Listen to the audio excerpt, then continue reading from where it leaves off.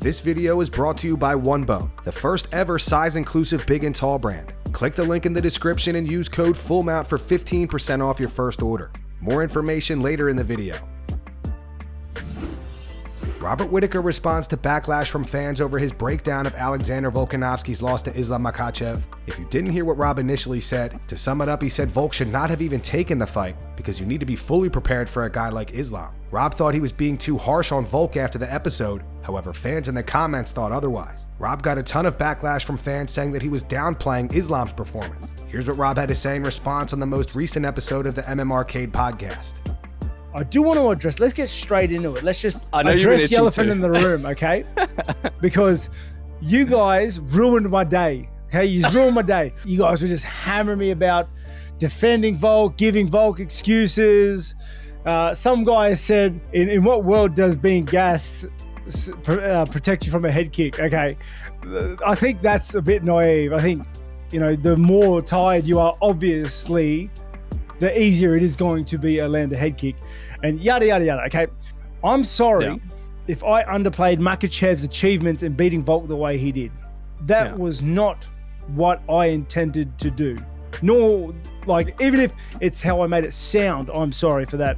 But not really to you guys, to him. Well, I am a little bit to you guys. I actually spoke to Johnny after the episode and was like, hey, Johnny, was I too harsh on Volk? Because I thought I was a bit harsh on Volk, to be honest. Yeah. But you guys just made me well aware that I was not too harsh on Volk, that I was going down with him on the Shield as well.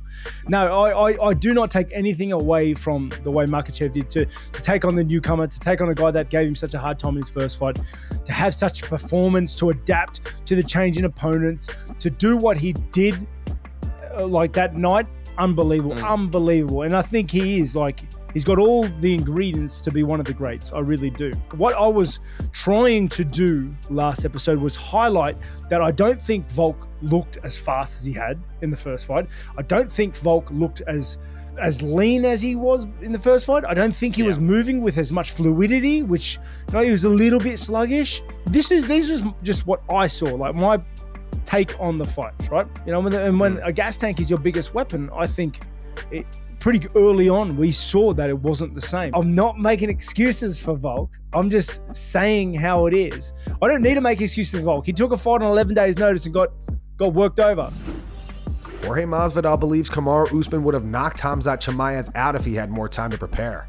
As you guys know, Usman stepped in on less than 2 weeks' notice. Speaking to MMA Mania, Jorge said he hasn't fought anybody at 185. I'm not trying to diss him, but he's not a ranked 85 player. He's a great 170-pound fighter, but he's not ranked at 185. You put him in there with a lot of these guys, I think they'll f***ing hurt him. Funny story, right before he took that fight, it hasn't happened too often, but I saw Kamaru Usman out. It was the craziest stuff ever. I was walking into this establishment, I had my shades on, and somebody goes, Jorge Masvidal, what's up? I go, man, that voice sounds f***ing familiar. I turn around, this is at 4:30 in the f***ing morning, bro. It's Usman's ass, and he's got glasses too. What the f***? I look, I must have lost my fucking mind. I lift them glasses up and I go, Usman? He goes, what's up, Masvidal? This motherfucker, bro. That was literally the day before he got the announcement for the fight. So I just want to say that if that guy has 5-6 weeks to prepare for Chimaev, he takes him out. Guaranteed. He knocks his dead. Henry Cejudo says Tom Aspinall and Sergei Pavlovich aren't worthy of an interim title. Tom versus Sergei goes down next weekend at UFC 295 in replacement of John Jones and Stipe Miocic. On his YouTube channel, Henry said these are two guys that are up and coming, that are in their prime, that could potentially challenge a guy like Jones or Stipe, the winner of that fight. It is exciting, but is it worth an interim heavyweight championship of the world? No, it isn't. I think we're starting to dilute a little bit of what it is to actually be a UFC champion. I think this is more of a #1 contender spot, and I think that's what you call it. I think maybe UFC, if they're going to do that and start creating new belts or make the interim belt silver for that matter. I'm going for the Russian. I think Sergei is a lot more agile. I think he brings a lot more power. I think Tom is good. I think Tom's footwork can be a little problematic, but there's something about Russians that they just come from a great school of technique, of the old school of combat. For that reason, I gotta go with Sergei. There's a lot of hype with him. He's got knockout power. For that reason, at heavyweight, you got to go with power. Footage is going around social media today of Khamzat Chimaev sparring and eating a clean shot from Kadyrov's son.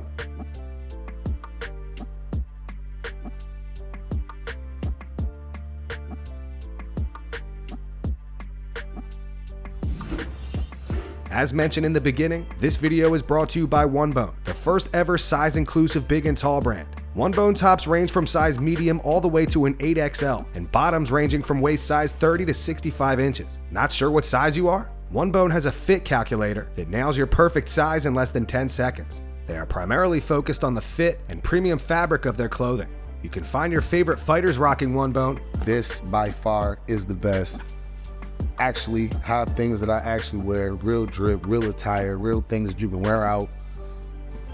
Man, this swag is crazy, man. If you're not satisfied with your order, OneBone offers free exchanges and returns to guarantee your perfect fit. They also give you the option to pay later, so you can pay off your order with 4 interest-free payments. So click the link in the description and use code FULLMOUNT for 15% off your first order. Ian Garry has been all over MMA headlines this week. If you haven't been keeping up with our videos, to quickly sum things up, first Ian came out and revealed he was kicked off of Team Renegade by Leon Edwards and his head coach. Ian claimed that it was because Leon was insecure and didn't want another welterweight contender training at his gym. Then Team Renegade released a statement. It said Ian Garry's more nomadic approach to preparation has given him great results, but it is not in line with what we're creating at Team Renegade. After this all happened, the MMA community did some digging and found out that Ian was kicked out of another gym back in 2021. The gym was called Team KF, and they also released a statement. They claimed that after Ian signed with new management, he became uncoachable, and after repeated warnings regarding his behavior, he was kicked out. If you want the full details on that, we'll link our video from earlier this week in the description. Anyways, Ian has remained silent on the issue. However, footage is going around of Ian running into Gilbert Burns last night. Ian calls Leon Edwards a for kicking him out of the gym.